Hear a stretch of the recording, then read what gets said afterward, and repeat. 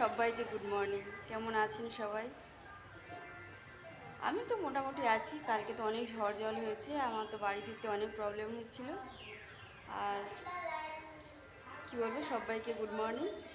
কাল থেকে একদম বাড়িতে কারেন্ট নেই আর মোবাইলে চার্জ নেই, তো চার্জে দিতে এসেছিলাম। এই হচ্ছে চার্জার, এই দাদাটার কাছে চার্জে দিতে এসেছি, মানে স্টেশনে।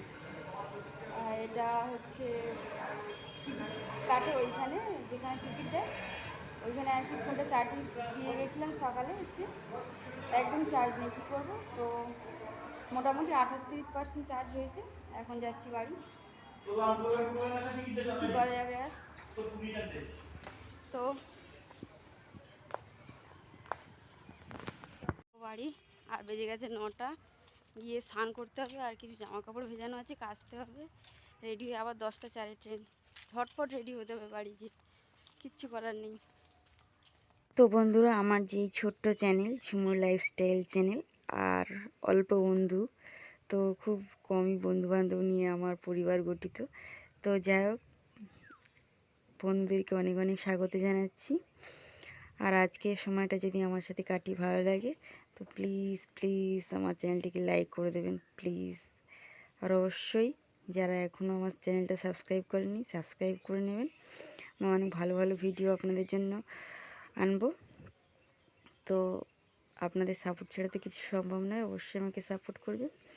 আর এই যে পুকুরটা দেখলেন বন্ধুরা, এখানে আমি একবার আচার খেয়েছিলাম। কি বলবো, এত হাত পা কেটেছিল নতুন সাইকেল চালাতে গিয়ে। তো চলে এলাম বাড়িতে হেঁটে হেঁটে।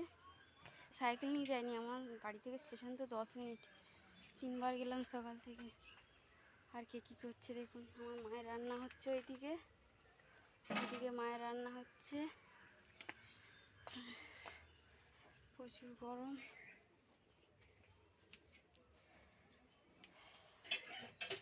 অনেক দৌড়ে দৌড়ে চলে এসেছি।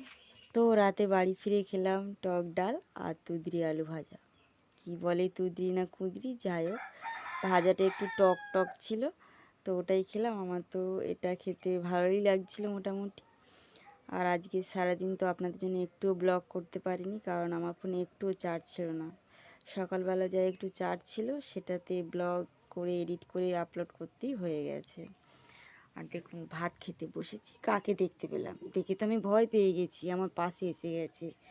তো যাই হোক, একেও একটু শেয়ার করলাম আপনাদের সাথে।